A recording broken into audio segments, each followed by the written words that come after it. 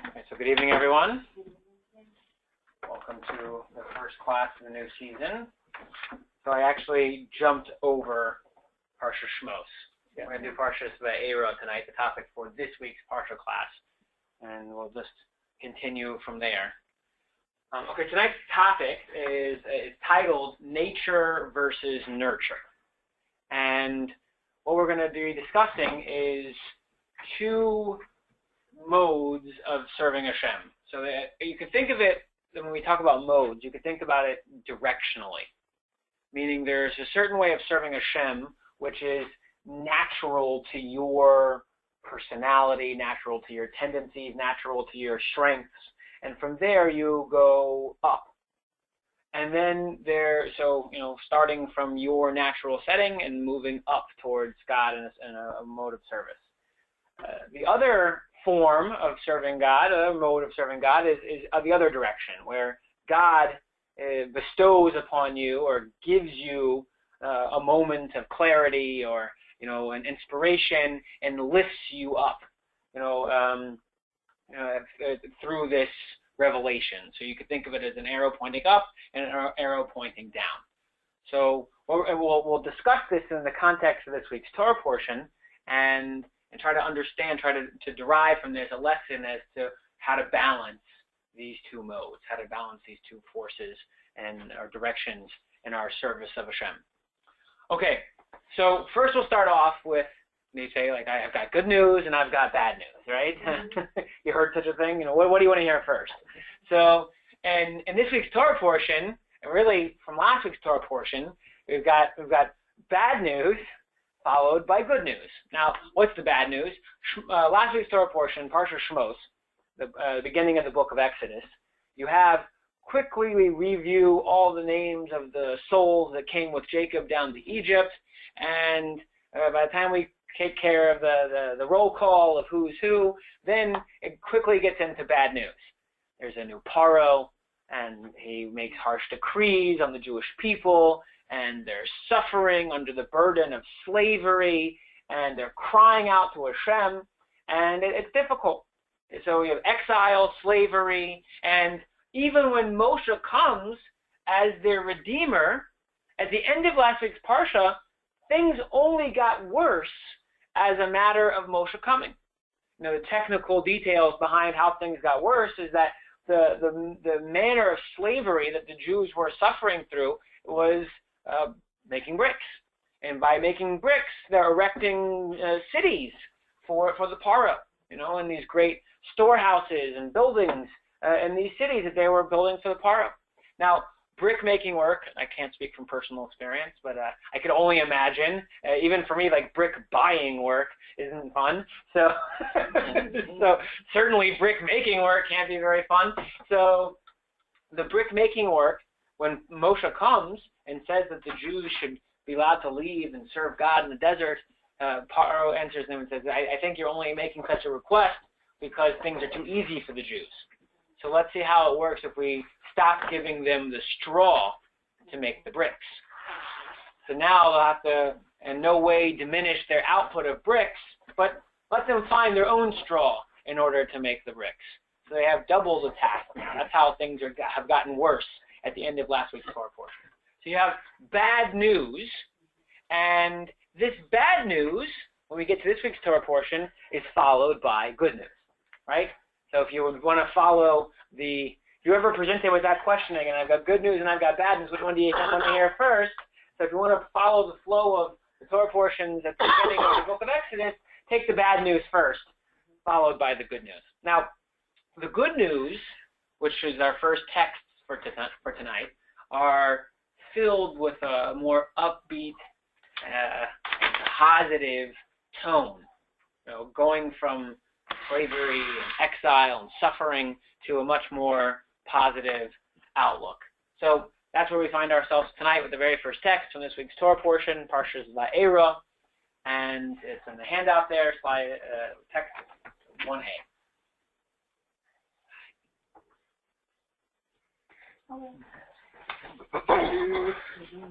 Get you some chairs. Go. Here, go up front. Push these back. Welcome. Oh, I was going to pull.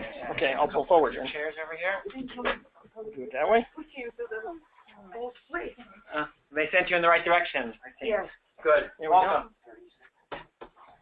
All right. So bad news of slavery and exile followed by good news at the beginning of this week's Torah portion. Let's see the good news in text 1a. It reads from the book of Exodus, chapter 6, verses 2 through 7. The English translation reads, God spoke to Moses, and he said to him, I am God. I appeared to Abraham, that's where the word Va'ero comes from, I appeared to. I appeared to Abraham, to Isaac, and to Jacob with the name Almighty God. But with my name spelled Yud, Hey, and Vav, and Hey, see the English letters close to the sound made by the Yud, Hey, and Vav, and Hey, I did not become known to them. So just as an aside, what God is saying to Moshe is that there's a difference between revelation. Here, Moshe just got done, I'm not exactly complaining, but questioning God. Why did you send me to make things worse for the Jews? And God is contrasting the revelation that Abraham, Yitzchak, and Yaakov got, which was a lower form of God's name, and they never asked questions. Imagine Abraham, he was asked to sacrifice his own son, and he had a revelation of God which was not so high. Here, Moshe had a revelation of the divine name Yud, Hey, and Vav, and Hey, which is the highest of all the names, and yet Moshe is here asking questions. So that's God's kind of a subtle form of rebuke. So let's continue in the text. It says, also, I established my covenant with them to give them the land of Canaan, the land where they wandered about and lived as foreigners. Also, I heard the moans of the children of Israel, whom the Egyptians are holding in bondage, and I remembered my covenant. So after this warm-up, after kind of addressing Moshe's questions at the end of last week's Torah portion, here's where things start turning positive. Therefore, say to the children of Israel, I am God, and I will take you out from under the burdens of the Egyptians. And I will save you from their labor, and I will redeem you with an outstretched arm and with great judgments. And I will take you to me as a people, and I will be a God to you. And you will know that I am the Lord your God who has brought you out from under the burdens of the Egyptians. So these are the first 6 verses of the opening of this week's Torah portion. And again, this is shifting from really all the bad news that we heard in the first portion of the book of Exodus and shifting to a more positive tone, more good news. Now, this good news could be broken down into 3 categories of good news. There's promises which God is making to Moshe. He's reminding Moshe of promises that were made in the past. This good news is broken down into 3 categories. So the first category is redemption. The first promises contain the core response to Moshe's questions. Why did you send me to make things worse for them? So God is telling Moshe that redemption from slavery, what you've been sent for, is right around the corner. It's imminent. And the Jewish people can be assured that even though things may look down right now, then the promise of redemption, it will become a reality. Now, the next category of promise, the next good news, is the idea of becoming a chosen nation, of this notion of being a chosen nation. They are Moshe and the Jewish people, as they're suffering in Egypt, they are all the descendants of Abraham, Yitzchak, and Yaakov, who were promised that they would be the chosen nation. So this is a lofty status to be God's chosen nation.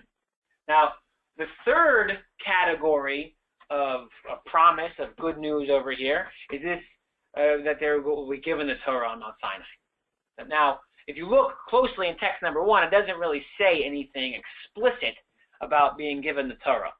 We need the explanation of our rabbi to kind of show us how that is to be read into the verse, which will bring us to the next text.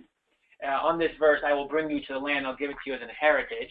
So on that, we have the explanation of Nachmanides, the Ramban, and he explains on the words, I will take you out from under the burdens of the Egyptians. On those words, he explains God promises them that he will take them out of the land of the Egyptians, and they will no longer suffer their burden. And when the next verse says, and I will take you to me as a people, this means, according to Nachmanides, when you reach Mount Sinai and receive the Torah, as it is said there, you shall be to me a treasure. So again, we have three things over here. Redemption, the status of being a chosen nation, and the promise of being given the Torah. So these are all amazing things. We've shifted from bad news to good news. But wait, there's more, you know? There's even more now. Yeah, go ahead. Question. Yeah, oh. Somebody's got a... Thanks. We have, hello. Not a question, I guess. Okay. Just a greeting. Thanks for pointing that out, because if you see any more orange bubbles, let me know. Okay, good. Now, the wait, there's more, is that the Jewish people are going to learn that there's a final destination planned for them. As they're going to leave Egypt, and as they're going to become God's chosen nation, connected to this idea they're given the Torah, it doesn't stop there. Once they receive the Torah on Mount Sinai, the next step for them in fulfilling their destiny is to go to the land of Israel, to go to what we call the Promised Land. So that's the next text number 2, which is in the verses. It says, I will bring you to the land concerning which I raised my hand to give Abraham, to Isaac, and to Jacob. And I will give it to you as a heritage. I am God. So this is the fourth category of good news. The Jewish people are destined to settle in the Promised Land. The land that Abraham, Yitzchak, and Yaakov were told that they would be given. Now, looking at this verse, I told you, one of the principles that we learn in this class is that if there's extra words, or if there's seemingly a duplication of something being said, then immediately our radars should pick it up and have a question. So, do we see any such thing in text number 2? It says Jacob separate from Abraham and Isaac. Okay, but that wouldn't be a duplication, right? Because Abraham, Isaac, and Jacob were all different people. It starts off by saying, I'll bring you to the land, and then it says, I will give it to you as a heritage. Okay. Plus it says, I am God, in that particular wording, and that's a duplicate of what was at the beginning of the paragraph. Okay. Okay. We're getting closer now, because there's certainly something in this about what he's promising to do. This one's a little subtle. I will bring you to the land, and then I will give it to you. Okay, good. So being there as a form of being brought versus being given it might be similar or seemingly duplicative. So in the Hebrew, it might jump out more. And when you have the word give, the Hebrew, the 3-letter root to give is notain or nosein. So in the Hebrew, in this verse here, it says nasati, that I give. So then it says it's a moirasha. It'll be for you an inheritance. So this, our rabbis tell us, this I should just tell us, this is a seeming duplication. If you have rights to something as an inheritance, then it's not really given to you. And if it's given to you, it's not an inheritance. So if there's an idea of a giver and a recipient of a let's say it's a movable item, right? You've got a fancy watch in the family, right? So if you give it to someone, that they don't have rights to it. It's a gift. If they are inheriting it, then they have rights to it as an inheritor. So you're not really giving it to them. It's theirs by right. So if we have a transfer of the land from it's God's chosen land and it becomes the Jewish people's as a form of a transfer, so is it something which is given or is it something which is inherited? That's the idea over here. So you have so let's go through that. Why use the repetition of nasati and moirasha. I will give it in the form of a gift versus you will inherit it as like almost like a birthright. So this is the question, which is the first question for our text here. So we start off again. Let's get a running start. We started off that last week was lots of bad news. This week things shift. God gives an answer to Moshe. There's lots of good news coming. There's 4 different categories of good news. The 4th category that we're focused on here tonight is the being given the land of Israel. So when we look at chapter 6, verse 8, and we look closely at the verse, Nasati and Moirasha, to give it, and as an inheritance, seems to be a duplication with a slight difference in meaning. So why do we have these 2 different terms to describe one transaction? That's our first question. Okay, now... Can it become the subject of inheritance from the moment it's given? So first it's given, right, and it becomes something, like further generation can inherit. Ah, very good. You're thinking ahead. That's where we're headed, that there's going to be 2 different types of transactions. Very good. But at this moment, when we listen to it, it seems like this is being said to the audience for Moshe's people, in which case it would be one giving. But you're right on the right track, where we're going to split this up into 2 different transactions, so to say. It was also promised before to everyone. So it's not kind of a gift, because if something is promised... Right. Yeah. You can promise a gift. Yeah, I guess there's a before and after, right? And if is the after, when it actually happens, was that inherently there already from the before? I guess that's what you're saying, right? Like, could I? Here you go. It's like this would be like a real Talmudic way of asking it. Could I use your promise as a gift for let's say collateral? Right? If you promise to give me going back to the fancy watch, if you promise to give me that, and you haven't yet, could I then use the watch as collateral for a debt? And if the answer would be yes, that I would use it as a collateral for a debt, and it comes time to pay, could the third party come and collect the watch from you? Yeah. That's like a Talmudic way of thinking about this kind of question. Speaking of the Talmud, the next text is from Talmud tractate Bava Basra in the Jerusalem Talmud. So there, on our very question, we have the Talmudic answer to this question. Rabbi Yochanan asked, the verse states, I will bring you onto the land of your fathers, etc. We're talking about our previous text. So the Talmud asks, if it is a gift, then why is it an inheritance? And if it's an inheritance, why is it a gift? These are 2 completely different ways of making a transaction. So which one is it? So he answers, rather, after he gave them the land as a gift, he then went and gave it to them as an inheritance.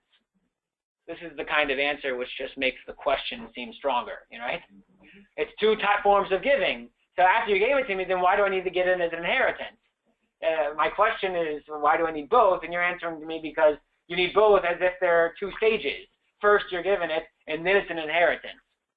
So what does that mean, this double language? Again, when you read this piece of Talmud, on the surface, at least, seems like the answer is just making the question stronger. And then, as usual, for us tonight, the question will be, what lesson can we derive from this? Once we do figure out the double language and what it means, what does it mean to us here and now? The Torah is recording this not just as history of a dialogue between God and Moshe, just so that it's interesting information. The Torah is telling us in a way of a timeless lesson that even this year when we read it, we should think about what it means to us and how we could apply this question and answer. All right. So in order to understand how you could be given the same thing twice, first as a gift and then as an inheritance, what does that mean?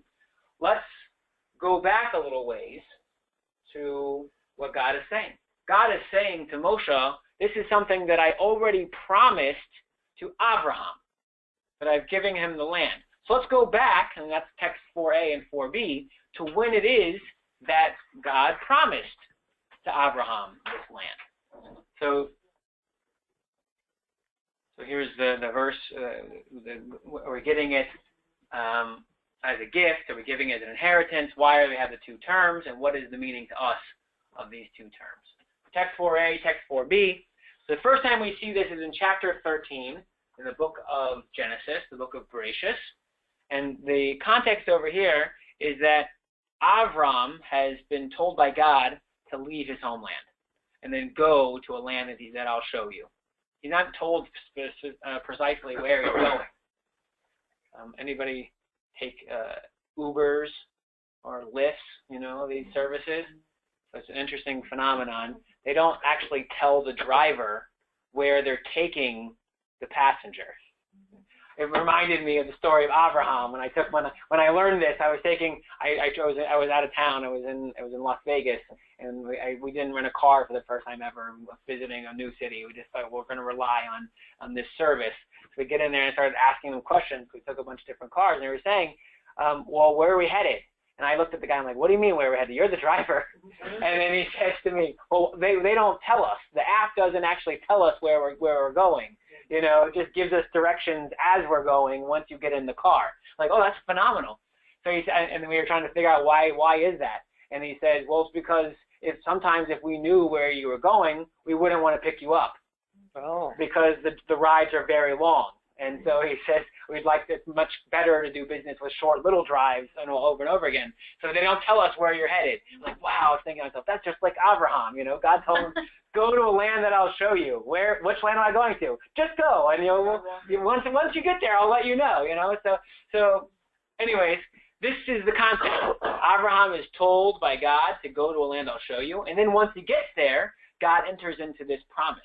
That's text 4a, chapter 13, verses 14 and 15 of that chapter. It says, and God said to Avram, after Lot had parted from him, please raise your eyes and see from the place where you are, northward, southward, eastward, westward, for all the land that you see, I will give to you and to your seed for eternity. This is the first promise. Here you are in the land of Israel. Look all around you. This is yours. This is your destiny for your children. Now, the next mention of it, that's text 4b, is a couple chapters later. Chapter 15, verse 7. And God said to him, to Avram, I am God who brought you forth from Ur of the Chaldees to give you this land to inherit it. So we see again, in the first mention to Avram, his name is Avram, the first mention is that, again, he's giving him the land, and then he's inheriting it. So we have the same repetition that the Talmud asks about this week's Torah portion. When God says to Moshe, I'm going to give you the land so it'll be an inheritance, we see that this repetition is already present the first time it was promised to Avram. He says, I'll give it to you, and it'll be an inheritance. So we have the same question again. Why the repetition? Why is it necessary to say it in this double language? All right, that's part one. Any questions so far about the setup? Yeah, go ahead. When it says you and your seed, does that mean just Isaac or Isaac and Ishmael? Good question. So at that point, when he makes what's called the bris bein habesarim, the covenant of the parts, when he promises him the land, which is the first instance of that, he tells him that first your children will be slaves in a land that's not your own for 400 years. So this is your seed, but in the distant future. So not necessarily his immediate seed. Oh, okay. That's why God has to keep repeating the promise every generation. He repeats it again to Yitzchak and repeats it again to Yaakov. God kind of determines which seed he means by who he promises it to. But in the initial promise, it's not as if it's going to happen tomorrow. He lets Abraham know it's going to be after a long period of exile. So that's a good question. Any other questions? Any questions from home? Any orange bubbles? No? Okay, no questions. So let's continue. So in order to understand the meaning of this double language, we're going to take a brief history lesson into Jewish history. Now, the idea that we're going to cover in this Jewish history is that really there are two different entries of the Jewish people into the land of Israel. There's two firsts, so to say, that we're going to cover. Now, the first entry into the land of Israel is the context we're talking about here. As the Jews leave slavery in Egypt and then go into the desert, that's in order to then go for the very first time into the land of Israel. So Exodus from Egypt is in order to go to Israel for the first time. Now, this is what we'll describe as a miraculous experience.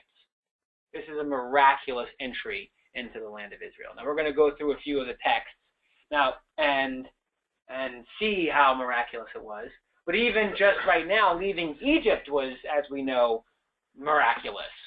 This is a year filled with 10 plagues we're about to read about. And then finally, after Egypt is totally broken from the plagues, they send the Jews out. And then even when they get out, there's more miracles. They split the Red Sea. And then their journey from Egypt to Israel is filled with miracles. They have bread from heaven and water from a rock, and they have protection from these clouds of glory. The whole thing is very miraculous. Now, Moshe, the one who redeems them from Egypt, didn't merit, so to say. He wasn't the one chosen to take them into the land of Israel. It was his successor, Joshua, who would take the Jewish people into the land of Israel. But even this entry into the land of Israel was filled with miracles. So we're going to just look at a few texts to see all these different miracles that took place entering the land of Israel the first time. So the first is from the book of Joshua, the third chapter of the book of Joshua, the 5th verse over there. As they're done mourning Moshe's passing, and they've already sent Joshua's spies, and they know that they're ready to take the land. So at the beginning of chapter 3, it's time for it to happen. So this one verse tells us, Joshua said unto the people, sanctify yourselves, for tomorrow God will do wonders among you. Meaning, tomorrow when we go into Israel, it's going to be miraculous. God's going to do wonders. So right from the very start, miracles ensued. Now the first miracle was, just like when they left Egypt, there was a splitting of the Red Sea. The same thing here. When they go over the Jordan River, it's when it's being split miraculously. That's text 5b, same chapter, verses 15 through 17. It says, when the bearers of the ark came to the Jordan, and the feet of the priests that bore the ark were dipped into the edge of the water, and the Jordan overflows all its banks all the time of harvest. This is the time when you're not going to just jump right over the river, right? So the waters that came down from above stood and rose up into one column. Very far from Adam, the city that is beside Zarethan, and those that descended to the sea of the plain, the salt sea, were completely cut off. And the people passed over opposite Jericho. So the water that normally flows, they're saying, became a wall. And the downstream dried up because this wall of water created a dry space for them to go. And the priests that bore the ark of the covenant of the Lord stood firm, arranged on the dry land in the midst of the Jordan, and all Israel passed over on dry ground until the whole nation had completely passed over the Jordan. So Joshua was right. He's saying, prepare yourself because tomorrow is going to be miracles. And step one is a miracle. The river runs dry for them to cross over. Now, where do they go from there? The very next place they go is to the city of Jericho, Jericho. And that's also miraculous. They conquer the city in miraculous fashion. So that's the next text, text 6a, chapter 6, verses 12 through 16, and verse 20 there. It says, Joshua rose early in the morning in the very first place that they're going to conquer, and the priests took up the ark of God. 7 priests bearing 7 trumpets of ram's horns before the ark of God went on continually and blew with the trumpets.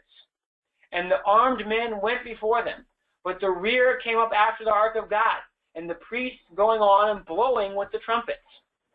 And the second day they compassed the city once and returned to the camp.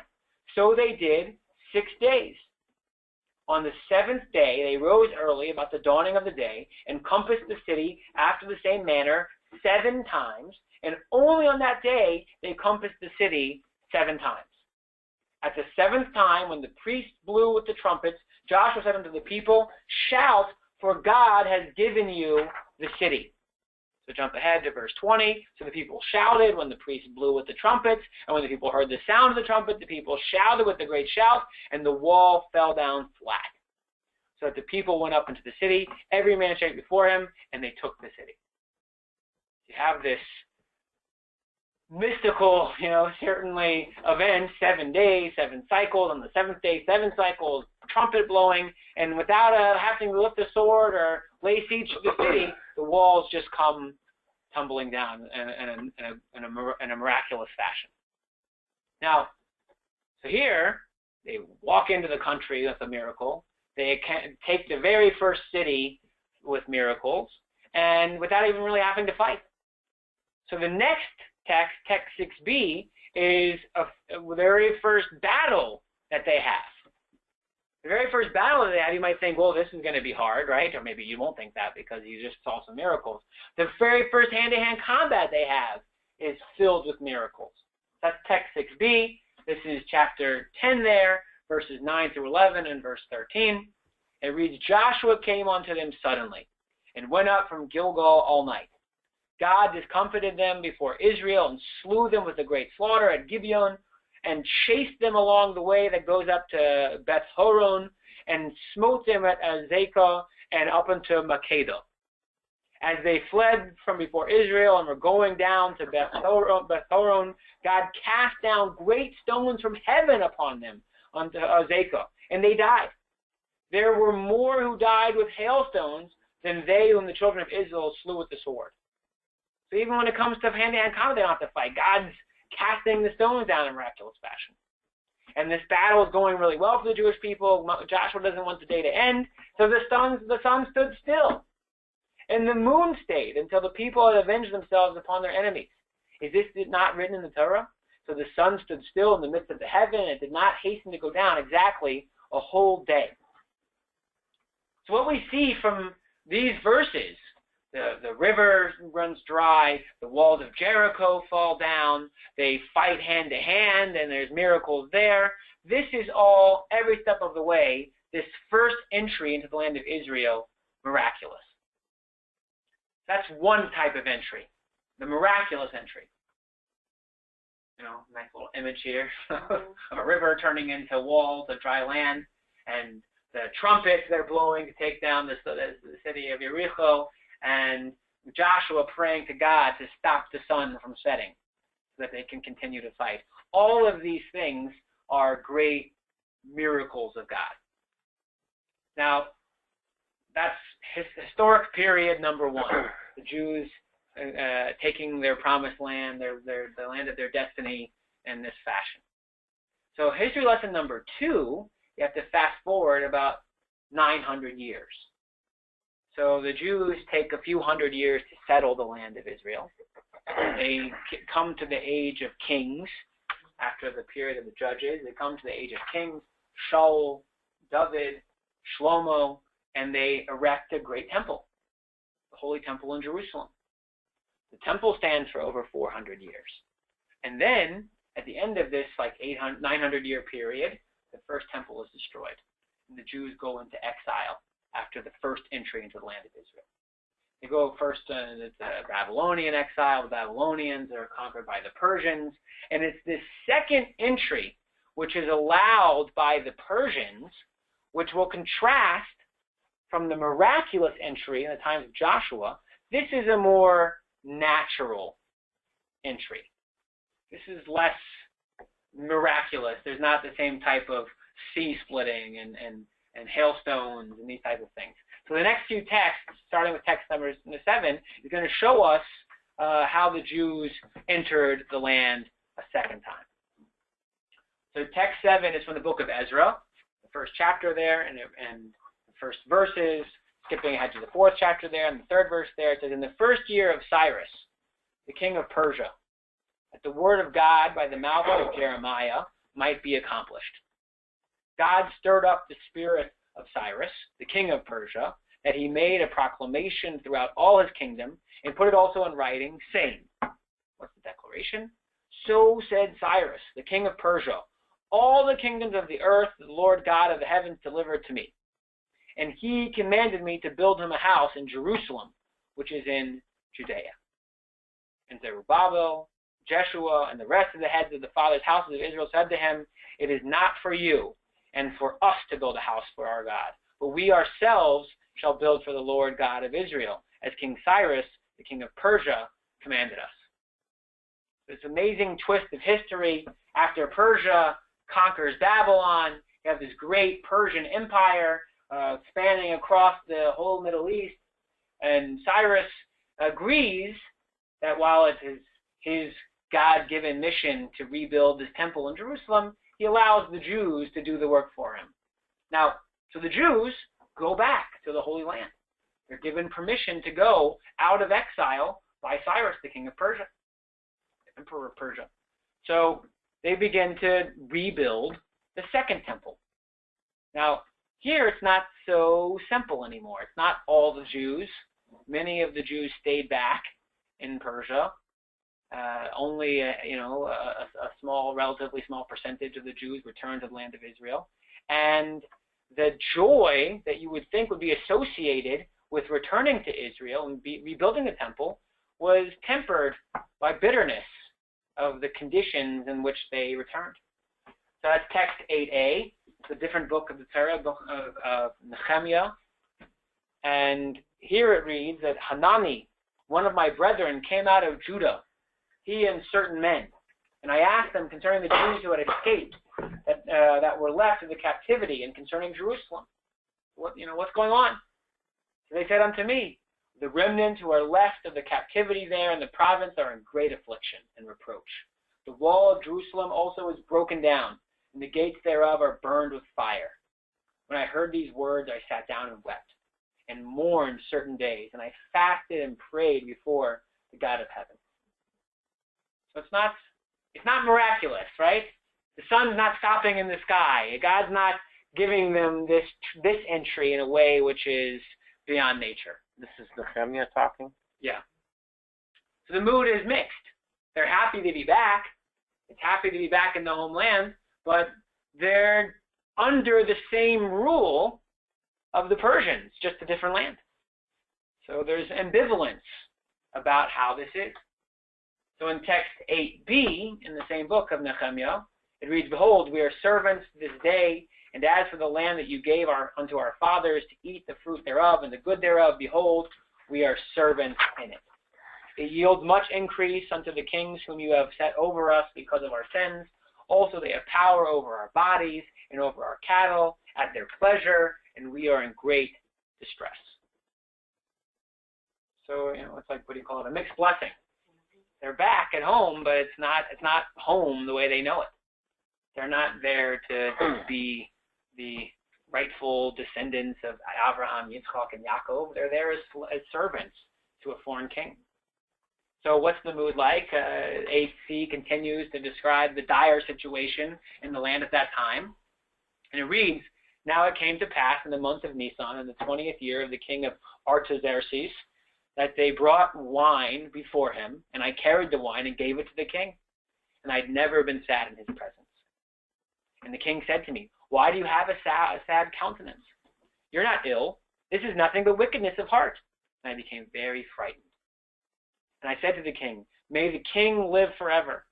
Why should my countenance not be sad, when the city, the place of my forefathers' graves, is laid waste, and its gates are consumed by fire? The people felt that this was, in a sense, a half of salvation.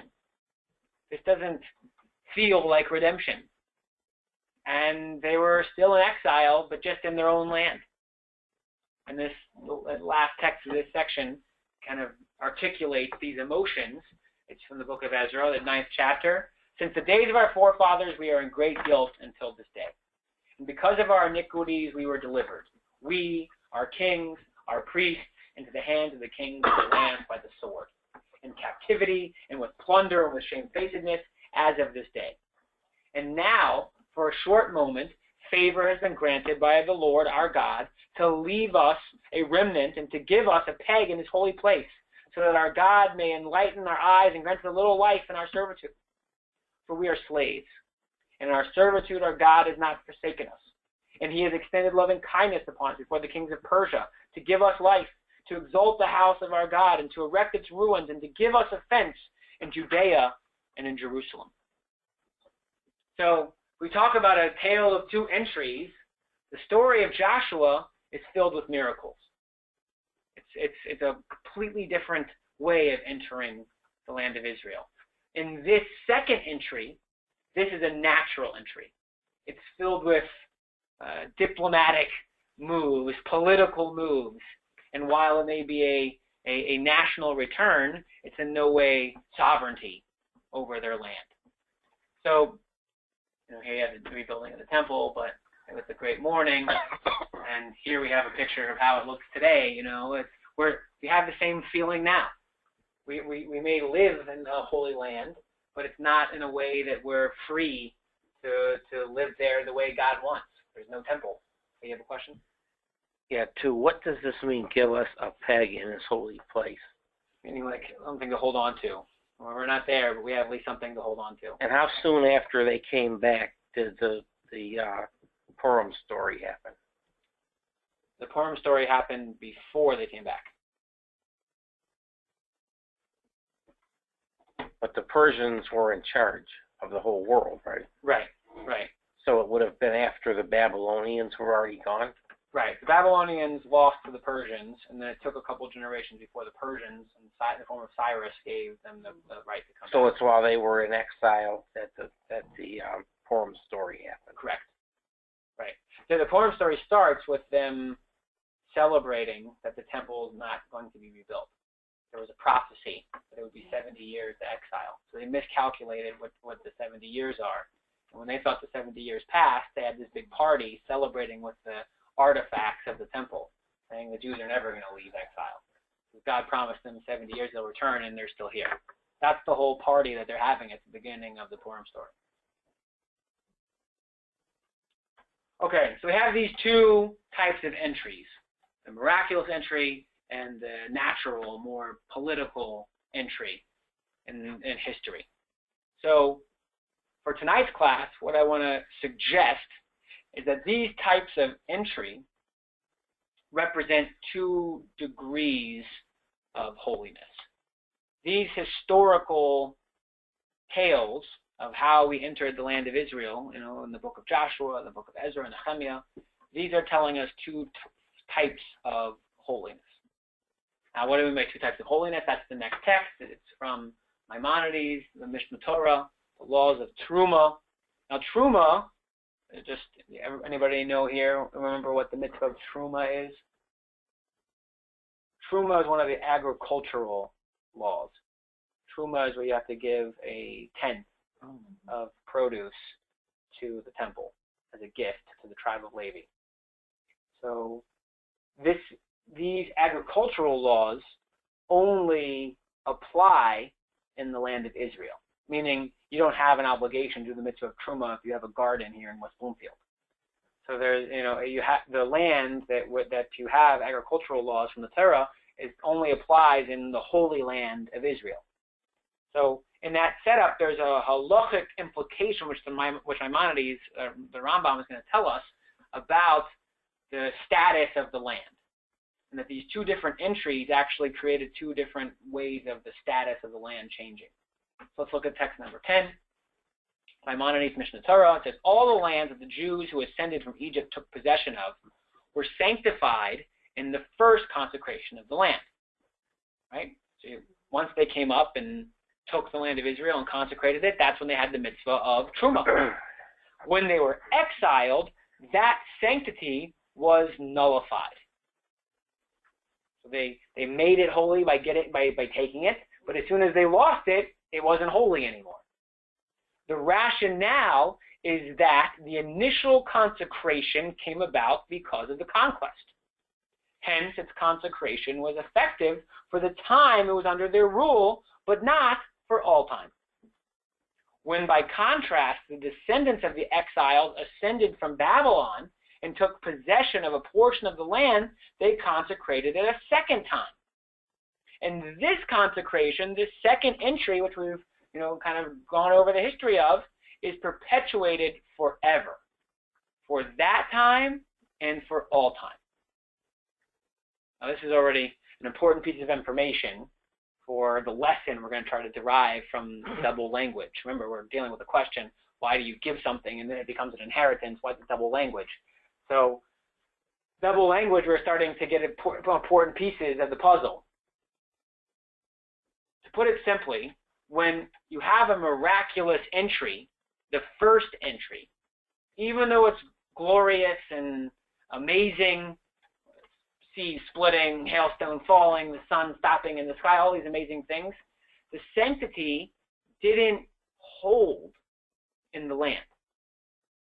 It was only present while the land was conquered, miraculously. As soon as they lost it, the sanctity was lost as well. So a miraculous entry gave a temporary holiness.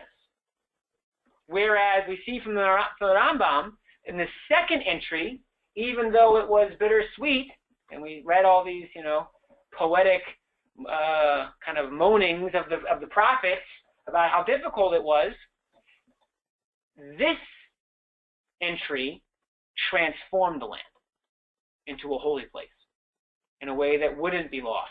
It had what we call in Hebrew kiyum. It had a lasting effect. So for us, the lessons that we could derive from this, an important lesson, and we'll keep it on the table for the end of tonight's class, the inspiration from revelation, the inspiration from miracles doesn't last. But the change from natural process is transformative. It has kiyum. It lasts. So with this history lesson and with this implication Maimonides tells us, we can now understand what the Torah is talking about when it uses two different terms to describe the promise of the land, the Jewish people. The promise that was given to Abraham, the promise that's given to Moshe. When we use these two different languages of giving in the form of a gift and giving in the form of an inheritance, these two different languages are actually referring to two different types of entry into the land. One which is miraculous and one which is natural. So the question is, of these two degrees of holiness and the two times, which one is which? Which, if we have giving as a gift and giving as an inheritance, and then kind of make like a table, the giving of the gift and the giving of inheritance equals a miraculous entry, which is fleeting of its holiness, and a natural entry, which has a transformative effect of holiness. Which one's which? So we have two options, right? There's only two options. So who wants to say that the first entry is the gift, and who wants to say that the first entry is the inheritance? Which one's which? Gift is the first one. They didn't have to work. Well, they sort of had, but they really didn't have to work for it. They just got it. Right. And the second one? They always had to work for it. They had to want it, as opposed to just work for it. Okay, good. I think you guys are right. Actually, I prepared the whole class, so I know you're right. So let's see how it works. Now, the way it works is like this. There's the nature of the transform. We have these two forms of property transferring, right? I have going back to my fancy watch, right? So either I'm going to give it to somebody as a gift, or my children will inherit it. So we can understand the nature of this type of transfer, the difference between these two types of transfer, by thinking about the relationship between the giver and the recipient. So let's start with the first one, a gift.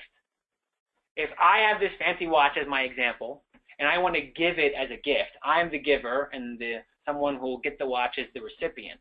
So a gift, by definition, is undeserved. If you would deserve the watch, then that means it's like some form of payment. You've done something in order to earn it, right? So then it's not a gift. It's payment. It's an exchange. But if I give it to you in the form of a gift, by definition, it means you don't deserve it. So if we think about giving and receiving in a way that's undeserved, it could be totally random.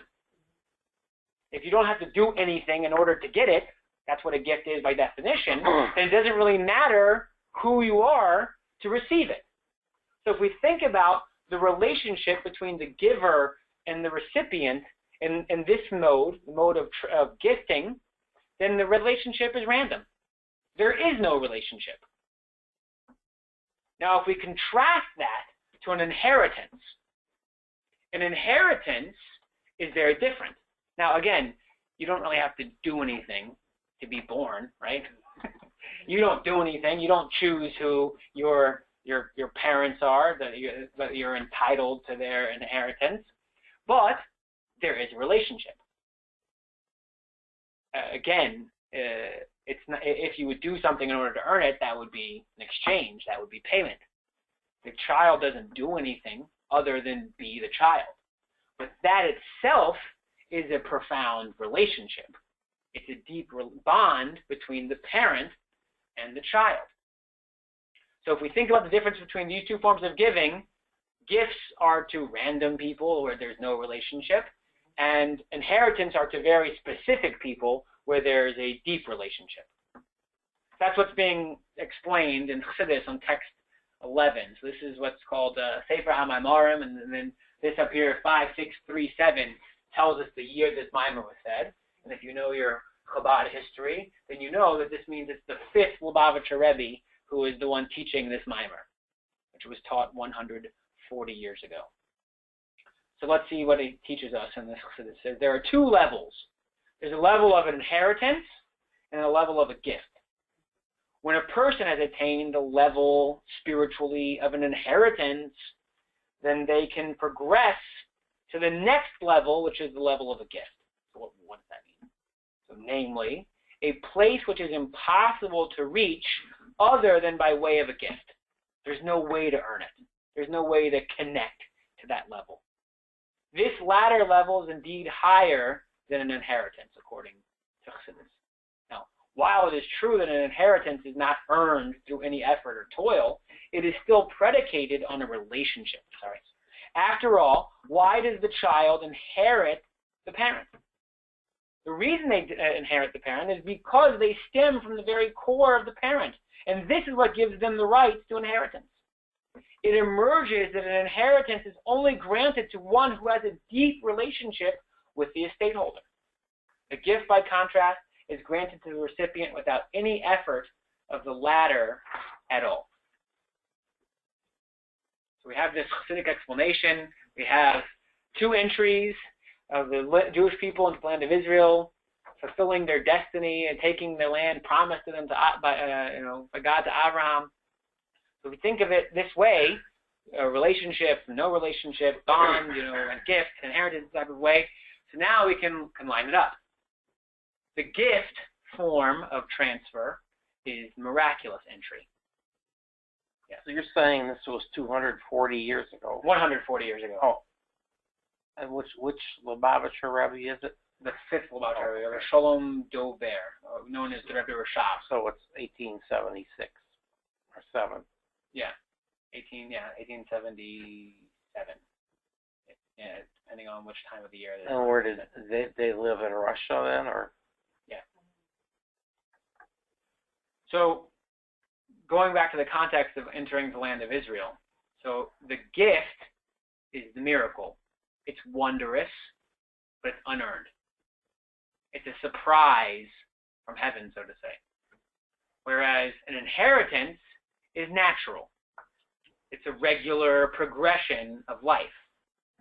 So both entries are important and necessary for the complete settling of the land. Now, going back to what I said about the puzzle piece, a miracle, why are they both important? Because a miracle, a revelation of a miracle from God, is something which is spiritually uplifting. It can take you to a place in your own spirituality which isn't natural. It isn't native to your abilities. But that's important on the one side. The other side, though, the natural entry into the land of Israel, that has the power of transformation. It fuses your native abilities, your native experience with the holiness of God. Whereas when you're shown a miracle, it's always outside of you. It's something that you can accomplish. You can be uplifted to a level which isn't you. But when you acquire the land naturally, then you fuse your own experience with the holiness of the land. Now, in this next slide, if we have a concept in the Chassidus. Chassidus explains that we can think of Israel and all the lessons that we learn about the Holy Land as the macrocosm. This is the reason for creation. But each Jew is the microcosm. So every soul has, so to say, the Holy Land within it. Now, this is explained in Chassidus to mean that just like when we went into the land of Israel, we had to conquer the 7 nations, 7 kingdoms of Canaan, so too each soul has to conquer the 7 emotional attributes of the soul. So when the Jewish people historically and in the particular land of Israel have to go and conquer 7 nations, each one of us on the microcosmic level has to go and conquer their 7 emotional attributes and bring them under the rule of godliness, holiness. Now, to extend this concept even further in the microcosm is that there were 10 lands, really, that the 3 of them were never conquered. And there our sages explain to us these 3 lands will only be conquered when Mashiach comes. What that means on the microcosmic level is that there's an additional 3 soul attributes, the intellectual capacity. That is a level which is not so simple to conquer. It will need the revelations of Mashiach to be able to fully understand intellectually in a way that's in harmony with godliness. Our emotional traits, we have the capacity to control. But it's the intellectual understanding of godliness that we need the revelation of Mashiach to conquer, just like in the macro level, and it will take Mashiach to conquer these last 3 lands in Israel as well. Now, and to take the analogy, let's say just one step further, or this idea, or not analogy, but to take this concept of the soul, of settling Israel as a personal experience, of bringing in under control your emotions and your intellect. We have 2 types of souls. There's many different types. There's many different ways to categorize souls. But one way of categorizing souls is by what we call tzaddikim and the balei tshuva. You guys are familiar with these expressions, tzaddikim and balei tshuva? So, who's more virtuous? Who is on a higher level? So you have the tzaddik, who's lived a life of perfection, and without sin, naturally. You have the balei tshuva, who's stumbled and sinned and had to work and struggle to bring themselves back to a godly state. So, who's more virtuous? The balei tshuva. You guys have been in these classes, right? Yeah, right. You're supposed to take tzaddik.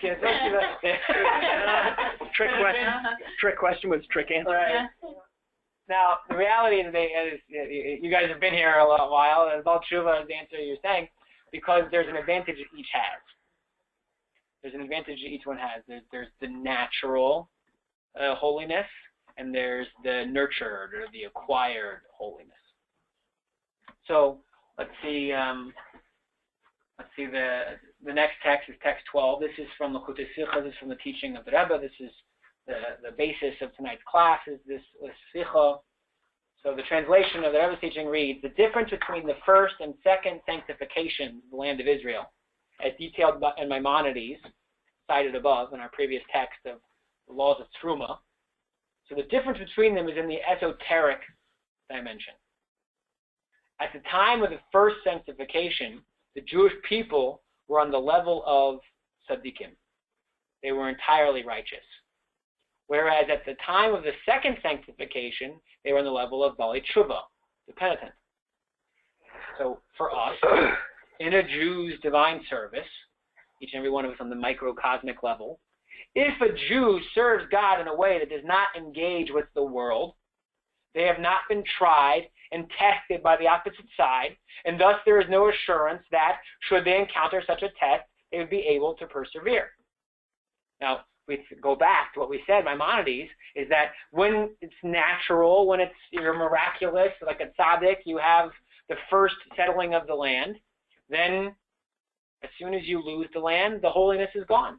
We don't know that if you'll lose this level, that it'll persevere.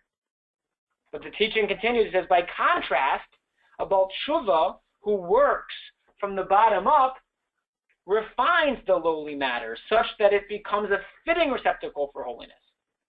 Thus, the godly revelation lasts and cannot be terminated.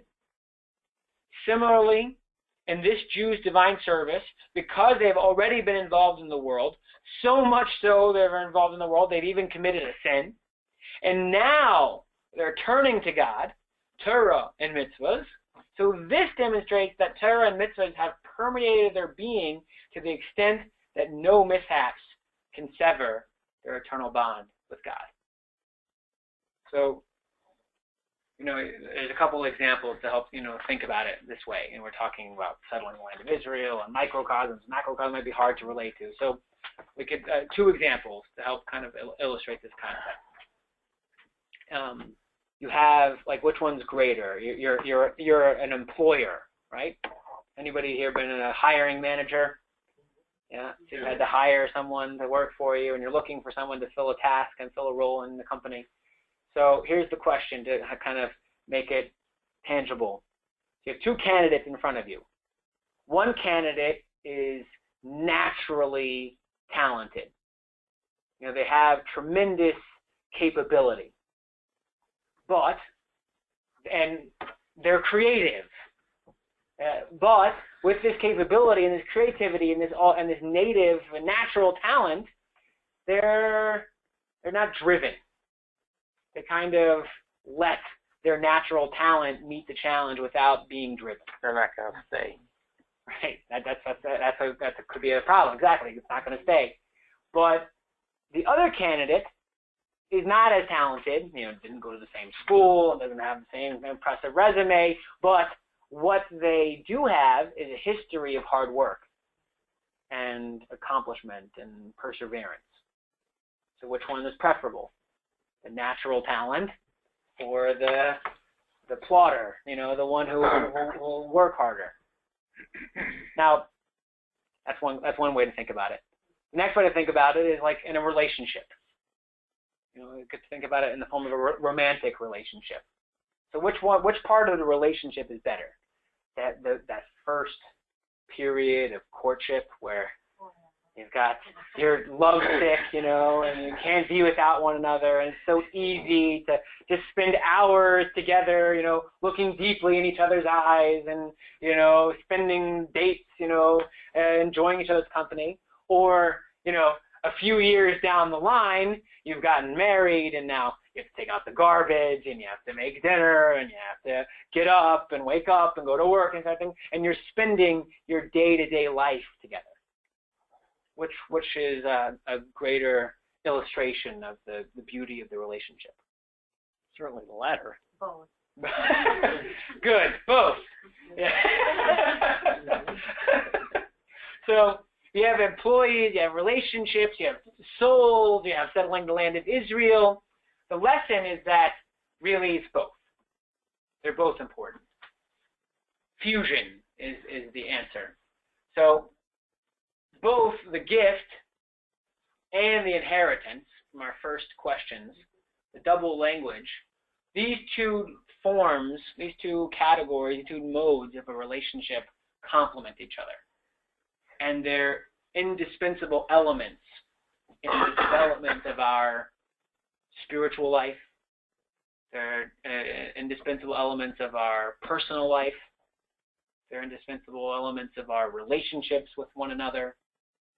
This is the idea of the double language, is that life progresses, life moves on in stages, and you need both. You need the inspiration, you need to be lifted up by the miraculous, and you need to transform through the work of the natural. Now, there's a great Hasidic story which illustrates this concept. The Hasidic story is you have the Alter Rebbe, the first Rebbe of Chabad. Now, he had a very unique and special relationship with his grandson, who would be his successor, to the third Lubavitcher Rebbe. He would be his successor. He's known as the Tzemach Tzedek. I'll just tell you a little bit about the uniqueness of their relationship. There was, we're told, a decree in heaven that the Alter Rebbe's time had come.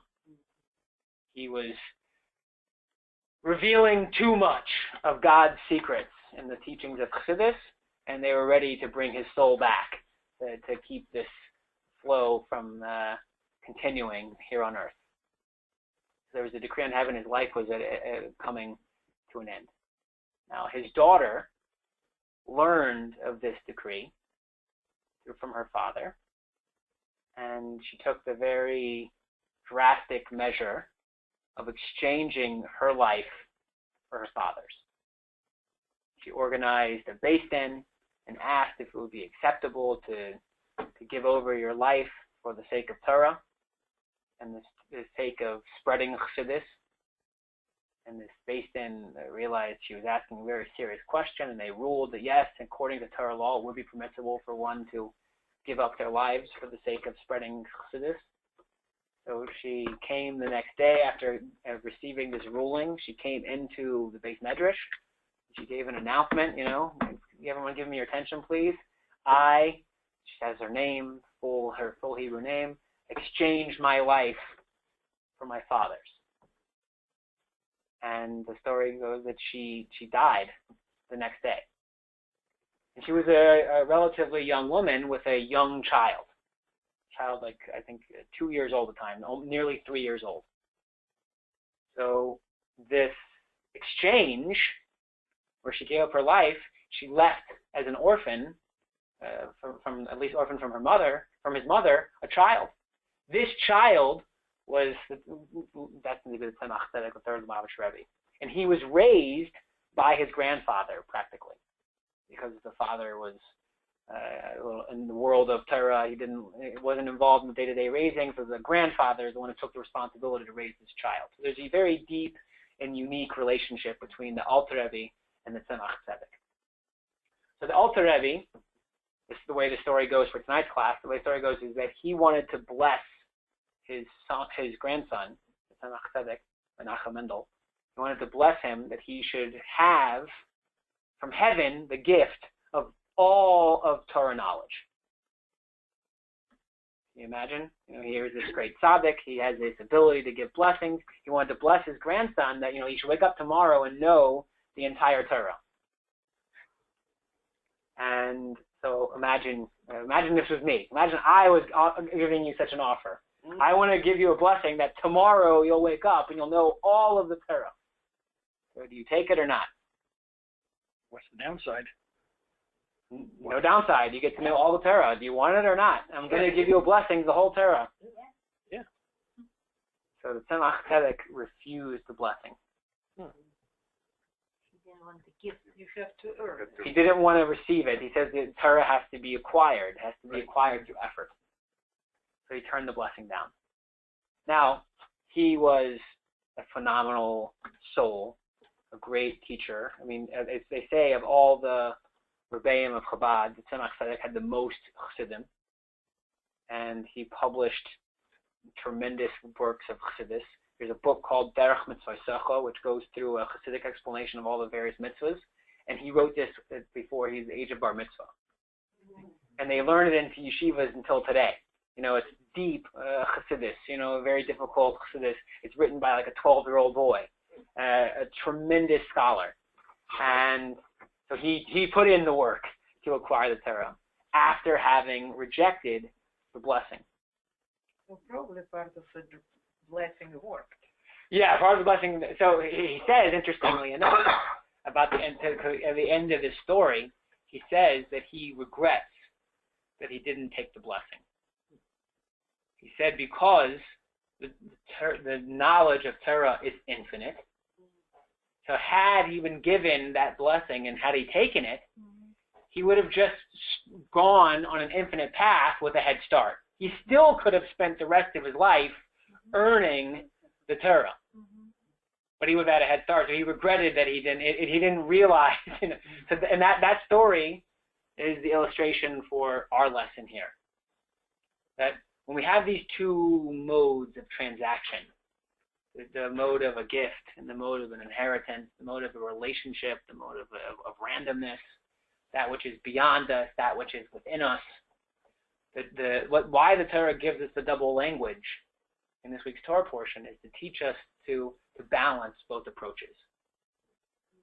That while we work to earn it on our own, in our own relationships, we should still be open to the moments of inspiration. The gift. The gift. We should still be open to the moments of inspiration. And the other side is, when we have these moments of inspiration, we should realize that these are just good head starts to then put in the work. So that's the lesson for tonight. The lesson of tonight is to find that balance in our service, find that balance in our lives, and find that balance in our relationships. The gift and the inheritance. All right, any questions? And that's the last slide. You have a question, okay. Is Israel the current